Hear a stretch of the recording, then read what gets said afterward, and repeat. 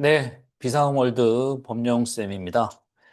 야, 제가 지난번 영상에서 기출문제 해설, 비상대비법에 대해서 제가 해설을 해드렸죠. 자, 이번 시간에는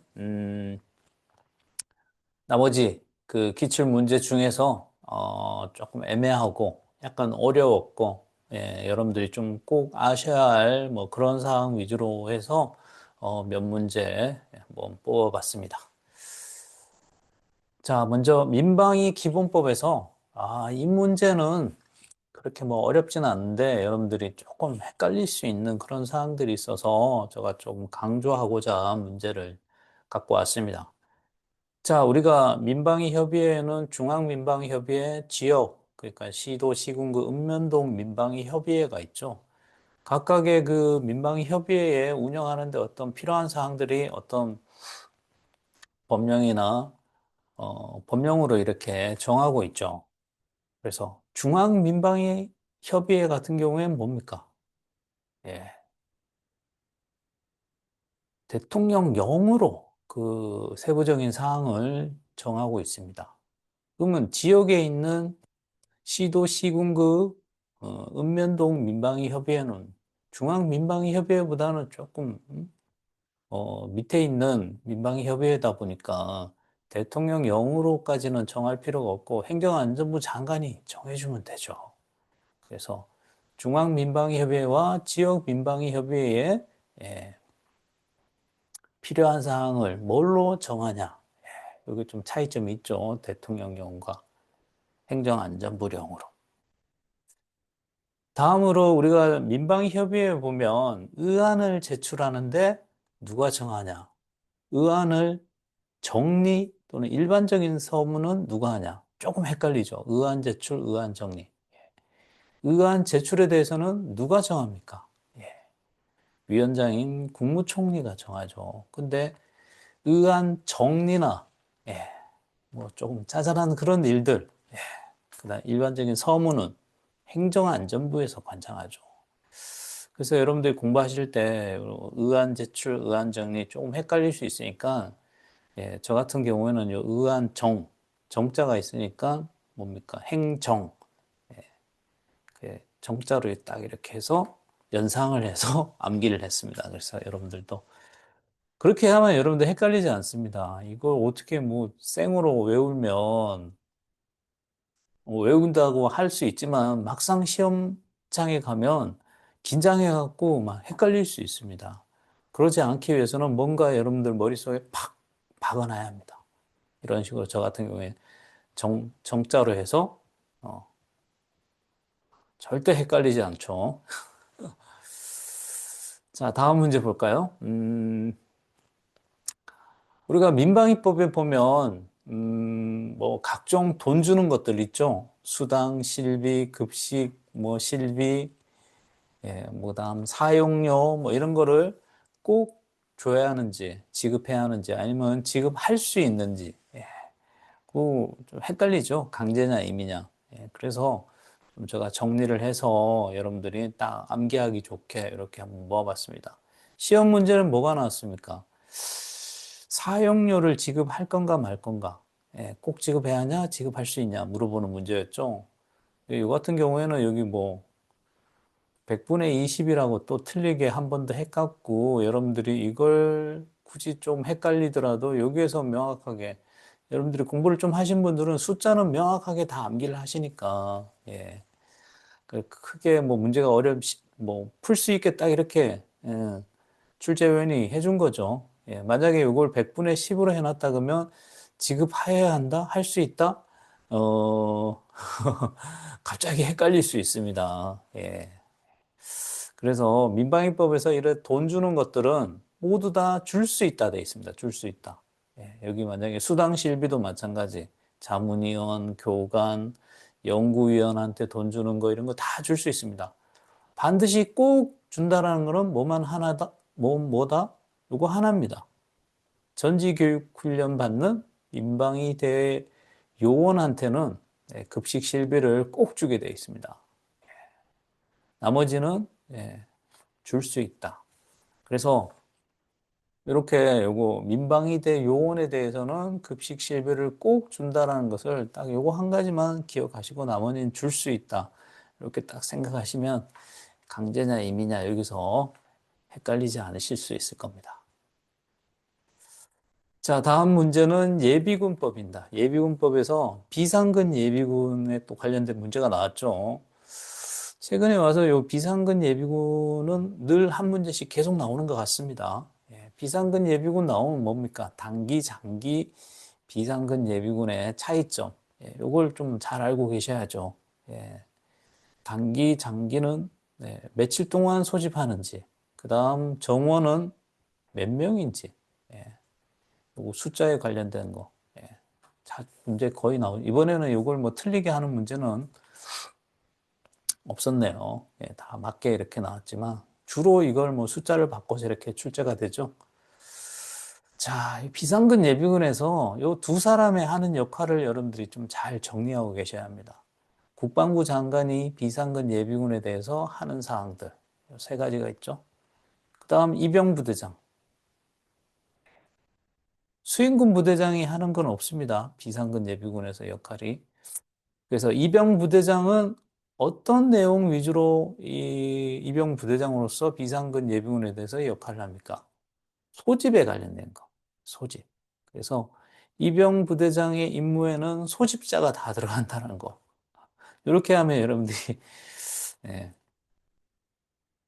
암기하기 쉽죠. 예, 그래서 소집자가 들어가면 전부 다 비상근 예비군이 하는 역할이다. 이렇게 좀 기억하시면 좋을 것 같습니다. 그래서 여기서도 마찬가지 소집을 중단하는 사항이죠. 그러면 누가 하는 겁니까? 소집. 이병부 대장이 하는 거죠. 근데 한 가지 더 틀리게 했죠. 중단하여야 한다? 아니죠. 소집을 중단할 수 있죠. 그래서 만약에 뭐 여기도 마찬가지 이병부 대장이라고 이렇게 표현을 해서 문제가 나왔다 그러면 중단하여야 한다? 중단할 수 있다? 예, 갑자기 헷갈립니다. 예. 그래서 여러분들 공부하실 때 강도냐, 임의자, 임의냐, 이것도 여러분들 항상 생각하고 계셔야 합니다. 예. 자, 다음 문제. 이것도 마찬가지 예비군의 권한 위임 위탁에 관련된 사항이죠. 자, 여기에서 요 3번 문항 같은 경우에 예, 예비군이 출동한 지역이 예비군이 출동한 지역에 군이 또 출동해서 나왔습니다. 여기 군은 뭐겠습니까? 현역이죠, 현역. 현역 군부대가 예비군이 출동한 지역에 현역 군부대가 출동해서 나온 겁니다, 작전을. 예. 그럴 때, 여기 예비군이 출동한 요 지역의 수탁 경찰서장은 그 군부대장의 지휘를 받아야 한다. 여기서 그 군부대장은 뭡니까? 앞에 여기 지금 출동한 군부대장을 말하는 겁니다. 예. 수인 군부대장이 아닙니다, 이 군부대장은. 현장에서 출동한 그 군부대장의 지휘를 받아서 수탁경찰서장은 임무를 수행해야 한다. 그런 의미입니다. 그래서 여러분들이 조문의 그 법령의 내용을 정확하게 이해하고 있어야 합니다. 그거 살짝 다른 방향으로 이해하고 있으면 이거 뭐 맞출 수가 없죠, 문제를. 예. 그런 걸 또 이렇게 출제위원들은 잘 노려서 이렇게 문제를 냅니다. 자, 다음 문제. 자, 이 문제 같은 경우에도 이 2번 문항도 확실하게 틀렸죠. 예, 우리가 권한 주는 거 중대 이하죠. 동원에 관련된 거는. 대대라고 해서 틀렸고, 이것도 뭐 어느 정도 공부하셨으면 틀렸는데, 자, 1번과 4번 중에 여러분들이 고민을 했을 수도 있습니다. 예. 4번 같은 경우는 뭐냐? 일반 경찰서장들도 동원할 수 있죠. 예. 국방부 장관이나 수행군부대장으로 또 동원을 기다릴 그런 시간적 여유가 없을 긴급한 경우에는 예, 권한을 받지 않은 경찰서장도 동원을 할 수 있습니다. 그래서 여기서 보면 동원을 하는데 스스로 동원을 할 수 있다. 아, 스스로란 말은 우리 법령에 예비군법에 예, 용어 나오지 않습니다. 이런 스스로라는 단어는. 그래서 이 스스로 이렇게 딱 나왔다 그러면 여러분들이 조금 이상하게 생각하셔야 합니다. 스스로는 한 번도 나오지 않기 때문에. 근데 스스로 이걸 여러분들이 이상하다고 이렇게 생각하지 못했다 그러면 아직까지 여러분들이 법령의 수준이 조금 부족한 상황이라고 생각하시면 됩니다. 자, 스스로 동원할 수 있다. 여기까지는 뭐 그래도 어디 틀렸다고 할 수는 없습니다. 스스로 그 해당 경찰서장이 동원할 수 있다는 거죠. 근데 정확한 건 뭡니까?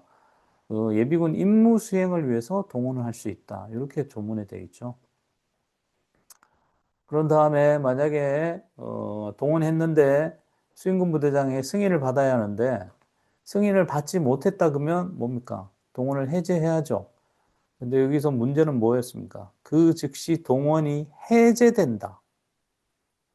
원래는 뭡니까? 해제하여야 한다 돼 있습니다.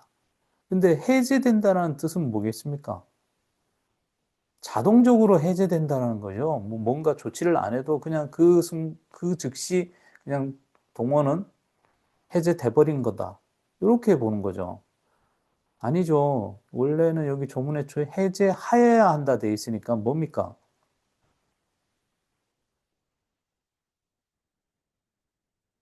아이고, 죄송합니다.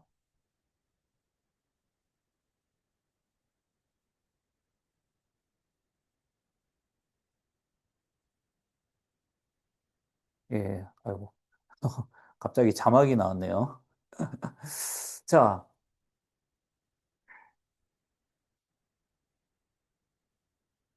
해제하여야 한다죠. 어떤 절차에 의해서 해제를 해야겠죠. 예.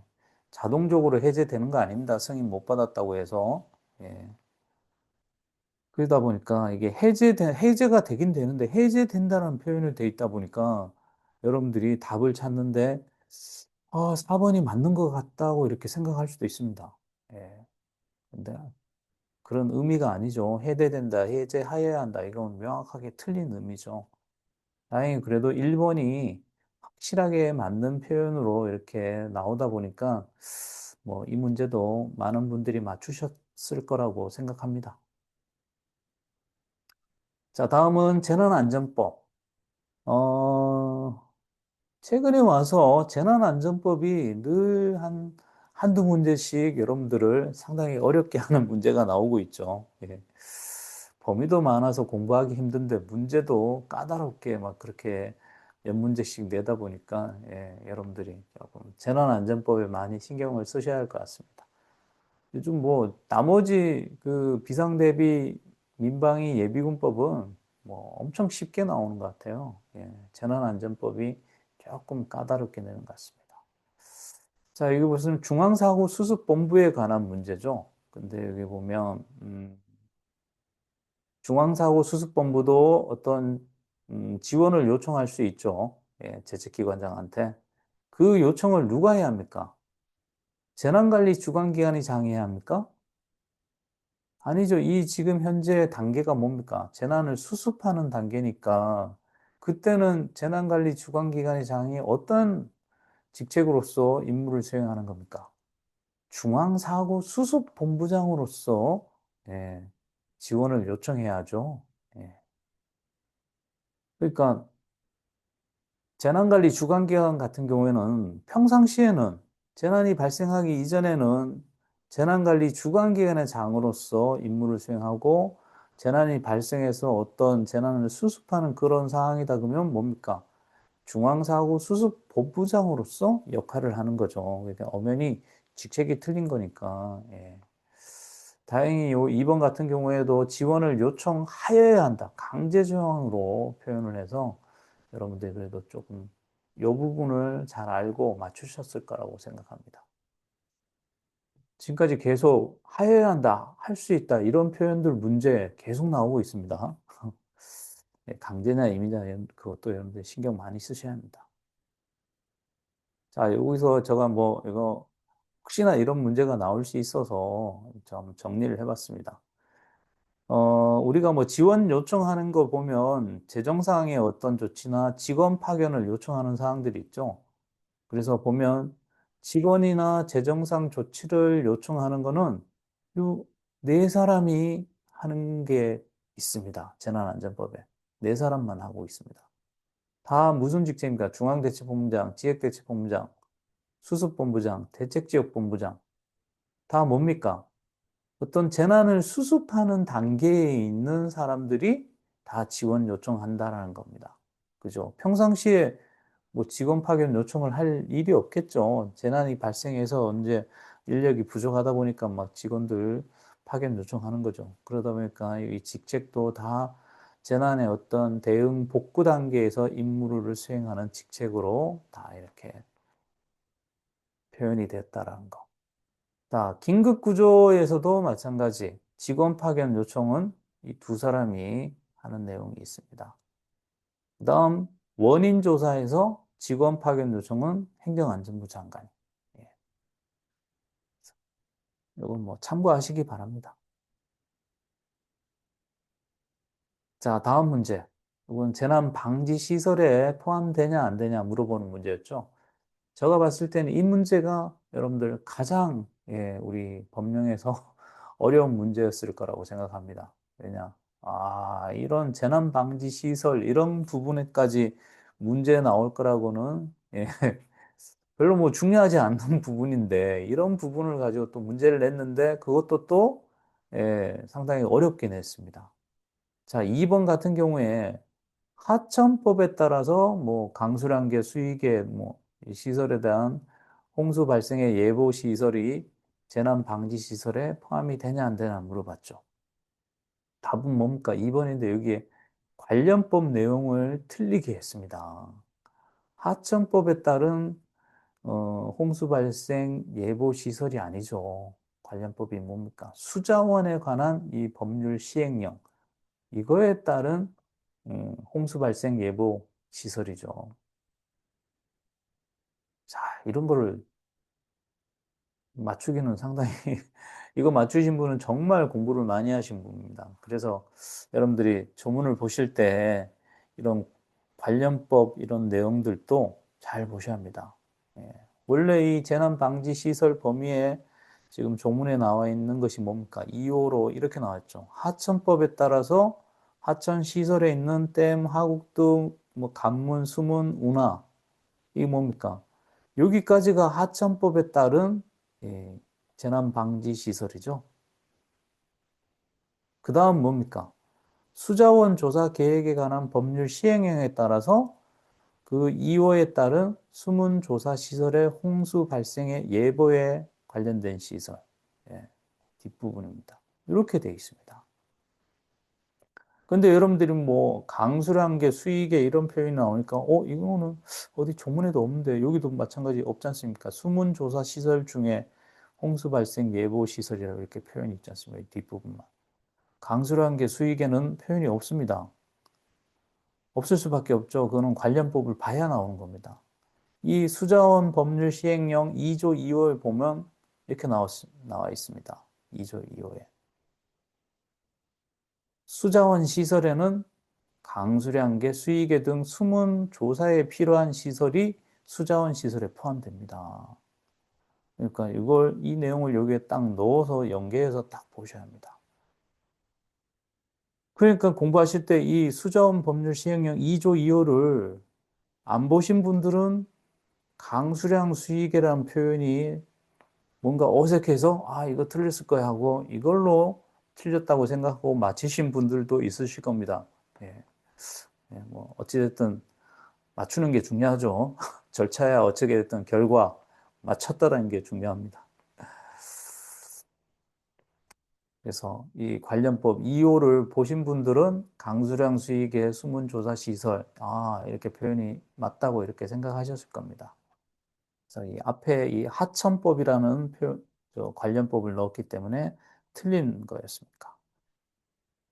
어렵죠. 예, 이런 문제는 정말 출제위원이 그냥 여러분들 틀리게 하려고 낸 겁니다. 틀리게 하려고. 예. 그래서 못 맞췄다고 너무 뭐 안타까워 하실 필요 없습니다. 예. 거의 99%가 모든 분들이 많이 틀리셨을 거라고 생각합니다. 예. 자, 다음은 중앙위원회에 관한 문제죠. 예, 이거는 뭐 여러분들 어, 늘 나왔던 문제, 이 보기는 거의 뭐 늘 출제됐던 내용들이 기출에서도 많이 나왔는데 문제 유형이 참 재난안전법에서 처음으로 나온 문제 유형입니다. 자, 옳은 것을 모두 몇 개인가? 옳은 것은. 야, 뭐 기억, 니은, 디귿, 리을 여기서 찾는 게 아니라 맞는 게 총 몇 개냐? 한 개냐, 두 개냐? 야, 이런 문제가 은근히 어렵습니다. 여기서 보기에서 뭐 잘못 이렇게 틀렸다고 아차하는 순간 문제가 여러분들이 틀릴 수밖에 없습니다. 기억, 니은, 디귿, 리을이면 여러분들이 이거 골라내면서 이렇게 맞출 수는 있죠. 최대한 정답에 근접해 갈 수 있는데 이게 뭐 맞는 거 틀린 거 이렇게 개수로 딱 하면 명확하게 여러분들이 알지 못하면 못 맞추는 거죠. 예. 여기 심의사항 두 가지죠. 이거 중앙위원회 심의사항 여기서 뭐 살짝 요 용어만 바꾸고 틀리게 하면 여러분들이 못 찾아내면 맞다고 하면 다 틀리는 거죠. 틀린 거는 뭐 확실히 이거는 틀리겠죠. 그 대리 무수행 서열 순서 장관들 이거 계속 나오네요. 문제 보니까. 자, 우리가 의결하는 거 보면 이건 제적위원 과반수라는 표현으로 거의 다 되어 있지 않습니까? 제적위원은 뭡니까? 예, 위원들 중에서 이렇게 그 위원으로 된 사람들을 모두 합쳐서 제적위원이 하죠. 그런데 그 중에서 만약에 무슨 사고가 나서 또는 사망하거나 이런 게 해서 거리가 됐다 그러면 거리된 의원은 제적위원에 포함됩니까? 포함 안 되죠. 예, 제적위원이 100명 중에 누군가가 일이 있어서 거리가 됐다, 한 명이 거리됐다 그러면 제적위원은 몇 명이 되는 겁니까? 99명이 되는 거죠. 근데 우리가 구성원 과반수 출석으로 개의한다. 그게 재난안전법에 나오죠. 예, 어떤 기구에 대해서 나옵니까? 두 가지 기구죠.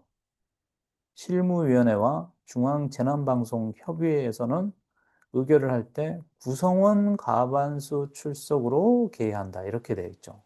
그럼 거기서 구성원이란 뭐다? 이런 거리되는 인원들까지 다 포함해서 총 위원수, 그러니까 위원회 정원이라고 보시면 됩니다. 정원. 그것을 우리는 구성원이라고 이렇게 하고 있습니다. 그래서 구성원과 제적위원은 엄연하게 좀 틀린 거죠. 예, 그렇게 보시면 되겠습니다. 자, 다음은 재난의 예보 체계, 예보 경보 체계 구축 운영. 이 부분도 최근에 와서 좀 계속 문제가 나오더라고요. 자, 이 문제도 제가 봤을 때 은근히 까다로운 문제였습니다. 자, 우리가 어떤 뭐 소유자, 점유자, 관리자 표현을 가지고 이렇게 틀리게 하는 문제를 낸다? 와, 진짜 이거는 출제위원이 맘먹고 낸 것 같습니다. 맘먹고. 다행히 이 3번 같은 경우에는 이게 법이 개정됐죠, 법령이. 기상청장이 예보, 경보 통지하는 기준이 어떤 재난에 대해서 예보, 경보 통지합니까? 요거에 대해서 하죠. 지진, 지진의 화산. 요건 기존에 있었고, 호우, 태풍. 이것이 추가됐죠. 개정되면서. 그래서 호우, 태풍도 어느 정도의 호우, 태풍이 돼야만 기상청장이 예보, 경보 통지를 하냐. 요 사항이 생긴 거죠. 그래서 요걸 살짝 틀리게 해서 이렇게 문제를 냈습니다. 자, 소유자, 점유자, 관리자. 이거는 여러분들이 잘, 뭐, 하여튼 조문을 보실 때 꼼꼼하게 비교해서 잘 보셔야 돼요. 여기서는 요렇게인데, 저기서는, 저게 아니네? 요런 걸 항상 생각하면서 보셔야 돼요. 자, 그래서 디지털 광고물에 소유자는 없습니다. 관리자한테 정보 제공을 요청해야, 정보 게재를 올려달라고 요청하는 겁니다. 근데 전기통신 시설은 뭡니까? 소유자, 관리자 두 사람 다한테 그 우선적으로 사용하겠다고 요청할 수 있습니다. 이거는 뭐 어쩔 수 없습니다. 여러분들이 꼼꼼하게 확인할 수밖에 없습니다. 자, 다음 문제도 그 재난의 대응에 관한 문제인데 자, 위험구역을 설정할 때 뭘 위해서 위험구역을 설정합니까? 예, 생명, 신체, 재산을 위해를 방지하기 위해서 설치한 그 위험구역을 설정합니까? 아닙니다. 이 생명, 신체의 어떤 위해를 방지하기 위해서 설치합니다. 재산하고는 관계가 없습니다. 다행히 이 문제는 2번 같은 경우, 2번 문항 같은 경우에는 여기에서 확실하게 틀리게 했기 때문에 여러분들이 뭐 맞추실 수 있을 겁니다. 근데 여기서 퇴거 조치를 명할 수 있다라고 이렇게 되어 있었으면, 와, 2번 이거 틀렸다라는 거 찾아내기 쉽지 않습니다. 예, 그쵸. 우리 재난안전법에 보면 생명, 신체 이 두 가지에 대해서 어떤 위해 방지를 위해서 하는 거는 이 두 가지밖에 없습니다. 방금 보신 위험구역 설정하는 경우하고 우리 정보 제공 요청하는 거 있죠. 예, 어떤 정보, 개인 정보, 예, 재난 피해자 뭐 이름 등의 개인 정보에 대해 관해서 정보 제공 요청하는 거는 생명, 신체 위해 방지를 위해서 한다는 거. 재산이 없습니다. 재산 위해 방지는 없습니다. 생명, 신체, 재산 위해 방지를 위해서 뭘 한다는 것은 대부분 다, 예, 이 세 가지를 방지하기 위해서 많이 하죠. 근데 이 두 가지를 위해서 하는 거는 위험구역 설정과 이 개인정보 제공 요청하는 거, 이 두 가지만 있다라는 거. 그래서 요거를 암기를 딱 해놓으시면 절대 안 틀리시죠. 자, 4번 문항 같은 경우에도 소방청장이 그 계획 수립할 때, 수색 구조 계획 수립할 때 의견을 들어야 한다는 거죠. 그래서 의견을 꼭 들어야 하냐? 아니면 들어도 되고 안 들어도 되고 요걸 물어보는 겁니다. 아, 요거도 강제냐 임의냐? 아유, 이것도 꼼꼼하게 여러분들이 준비를 안 하셨으면 틀리실 수 있습니다. 예. 근데 우리 재난안전법에서 뭔가를 미리 의견을 들어야 하는 거는 꼭 들으라고 되어 있습니다. 강제 조항으로 되어 있습니다. 이거 이외에도 두 개 더 있습니다. 국가 재난관리 기준을 정할 때도 뭐 재정 개정할 때도 예, 미리 의견을 꼭 들으라고 되어 있습니다. 그 다음 지역축제 안전관리 계획 수립할 때도 그 유관기관의 의견 듣는 거 있죠? 그것도 꼭 들으라고 되어 있습니다. 그래서 뭔가 의견 듣는 거는 뭐 다른 데서 의견 들을 수 있다고 나오는데 미리 뭔가를 들어야 한다는 거는 다 강제 조항이라는 거 이렇게 딱 기억하시면 절대 안 틀리시죠. 네, 이번 상반기 문제 중에서 조금 까다롭고 어려웠던 문제들 제가 한번 리뷰를 했습니다. 여러분들 뭐 공부하시는데 도움이 되셨으면 좋겠고 혹시나 다른 뭐 기출 문제 뭐 이렇게 틀린 부분들이 제가 분석한 거는 저희 여기 네이버 카페에 올려져 있습니다. 그래서 혹시나 뭐 참고하시려면 여기 방문하셔갖고 보시면 좋겠습니다. 예, 여러분들 지금까지 봐주셔서 감사합니다. 또 다음에 또 뵙겠습니다.